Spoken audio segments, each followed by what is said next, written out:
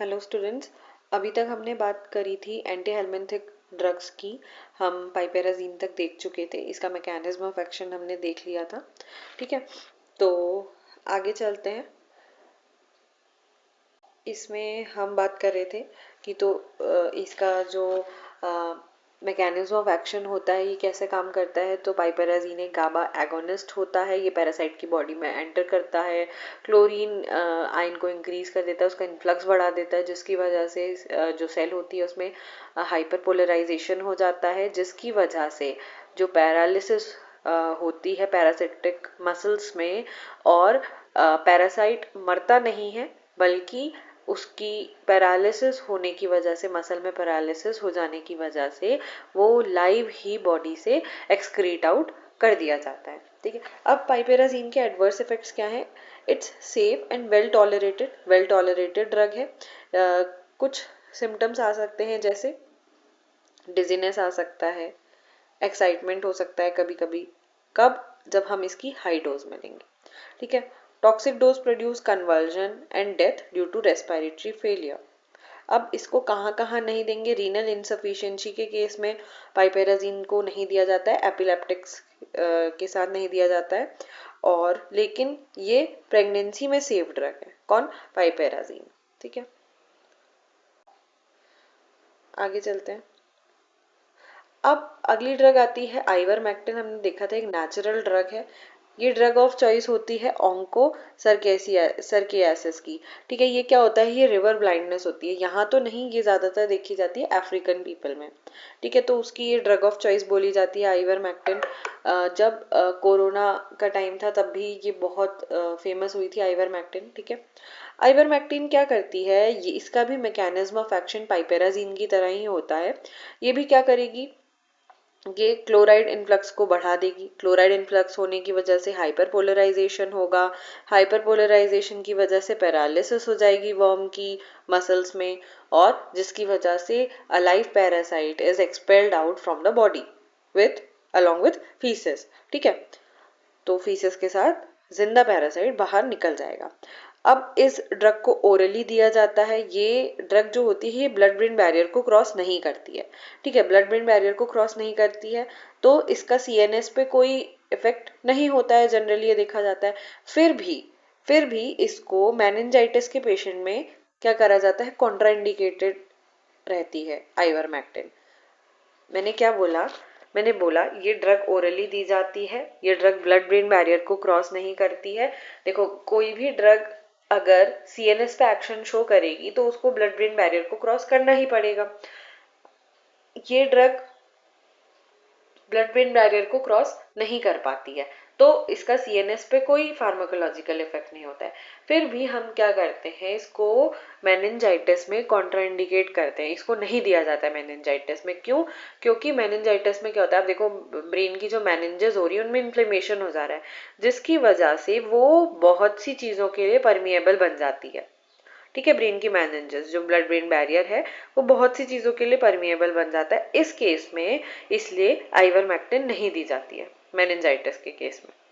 अब इसकी डोज क्या रहती है, इसकी डोज रहती है 10 to 15 mg ओरल डोज रहती है। 400 mg कई बार इसको साथ में भी दिया जाता है एल्बेंडाजोल के साथ, और 5 से 6 साल तक भी दिया जाता है फाइलेरियासिस के केसेस में। ठीक है, आगे चलते हैं नाइक्लोसेमाइड। तो नाइक्लोसेमाइड का मैकेनिज्म ऑफ एक्शन क्या रहता है, जो पैरासाइट की माइटोकॉन्ड्रिया होते हैं, पैरासाइट की माइटोकॉन्ड्रियल सेल्स में ये क्या करते हैं, ऑक्सीडेटिव फॉस्फोराइलेशन को डिक्रीज कर देते हैं, जिसकी वजह से क्या होता है, एटीपी नहीं बनेगा, और क्या होगा, जो वर्म होता है वो किल हो जाएंगे, उनकी डेथ हो जाएगी। तो ये वर्मीसाइडल इफेक्ट दिखाती है नाइक्लोसेमाइड। अब ये क्या है, ये प्रेगनेंसी के टाइम पे सेफ ड्रग है, और जिन लोगों की हेल्थ सही नहीं रहती है, पुअर हेल्थ है, उनमें भी ये सेफ है। ठीक है, वेल टॉलरेटेड है, माइनर एब्डोमिनल सिम्टम्स आते हैं कभी कभी। ठीक है, तो एडवर्स इफेक्ट्स में हमने देख लिया, सेफ है ड्यूरिंग प्रेगनेंसी, और जिनकी हेल्थ पुअर रहती है उन पेशेंट में भी ठीक है, वेल टॉलरेटेड ड्रग है। माइनर एब्डोमिनल सिम्टम्स आते हैं, वो भी ओकेजनली। ठीक है, और ये क्या कहती है, inhibiting oxidative phosphorylation in mitochondria interfering with anaerobic generation of ATP by the tapeworm। तो हमने यहाँ तक की बात कर ली। अब एक कंडीशन आती है जिसे बोला जाता है न्यूरोसिस्टिसर्कोसिस। मैंने पहले भी बताया था, अभी थोड़ा सा और बताती हूँ। तो इसके लिए हम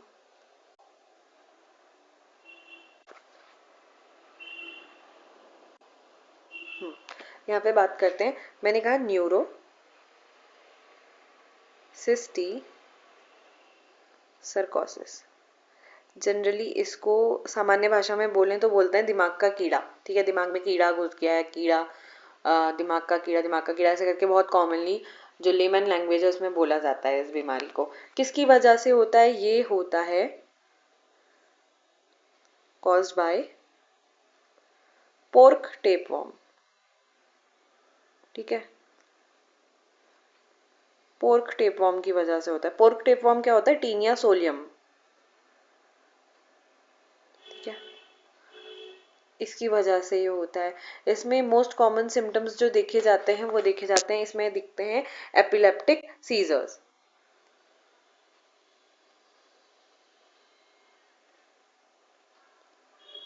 एपिलेप्टिक सीजर्स देखे जाते हैं। ठीक है, एपिलेप्टिक सीजर्स दिखेंगे, कई बार हेडेक भी देखा जाता है। और इसका डायग्नोसिस हम कैसे बनाते हैं? इसका डायग्नोसिस करा जाता है या तो सीटी स्कैन कराया जाता है या तो एमआरआई कराया जाता है। ठीक है, अब इसका ट्रीटमेंट की बात करेंगे, हमें यहाँ पे ट्रीटमेंट पढ़ना है। तो इसके ट्रीटमेंट के लिए क्या किया जाता है मैंने पहले भी बताया था। इसके ट्रीटमेंट में मेडिसिन दी जाती है प्राजीक्वेंटल। प्राजीक्वेंटल और साथ में दी जाती है एल्बेंडाजोल।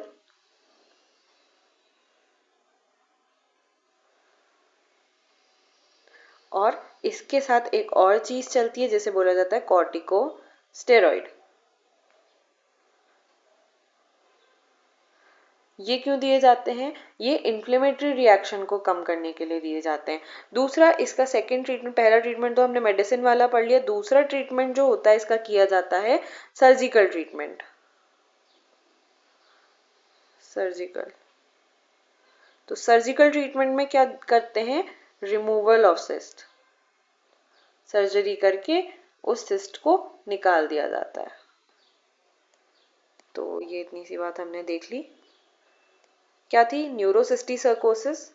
सिस्टिसर्कोसिस जनरली कहाँ देखा जाता है? ब्रेन में देखा जाता है, स्पाइनल कॉर्ड में देखा जाता है, तो इसे बोला जाता है न्यूरोसिस्टिसर्कोसिस। ये किसकी वजह से होता है? पोक टेपवर्म की वजह से, जिसे हम टीनिया सोलियम भी कहते हैं। इस कंडीशन में जो सिम्टम्स, मोस्ट कॉमन सिम्टम है दैट इज एपिलेप्टिक सीजर्स या फिर हेडेक वगैरह हो सकता है। इसके ट्रीटमेंट के लिए इसका डायग्नोसिस कैसे करते हैं? इसका डायग्नोसिस सीटी स्कैन या एमआरआई से किया जाता है, कई बार ईईजी भी किया जाता है। ठीक है, ईईजी, इलेक्ट्रोएन्सेफेलोग्राम। ठीक है, ये भी किया जाता है।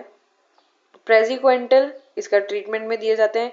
प्राजीक्वेंटल, एल्बेंडाजोल, या तो इन दोनों का कॉम्बिनेशन चलेगा या इनमें से एक भी चल सकती है। अगला, कॉर्टिकोस्टेरॉइड्स दिए जाते हैं इन्फ्लेमेशन को कम करने के लिए। एक तो हो गया मेडिसिनल ट्रीटमेंट, हमने देख लिया। दूसरा है सर्जिकल ट्रीटमेंट। सर्जिकल ट्रीटमेंट में क्या करते हैं? Surgical removal of cyst. ठीक है, सर्जरी करके सिस्ट को रिमूव कर दिया जाता है। तो आज हमारा ये एंटी हेलमिंथिक ड्रग कंप्लीट होता है। Thank you. नेक्स्ट लेक्चर में मिलते हैं कल।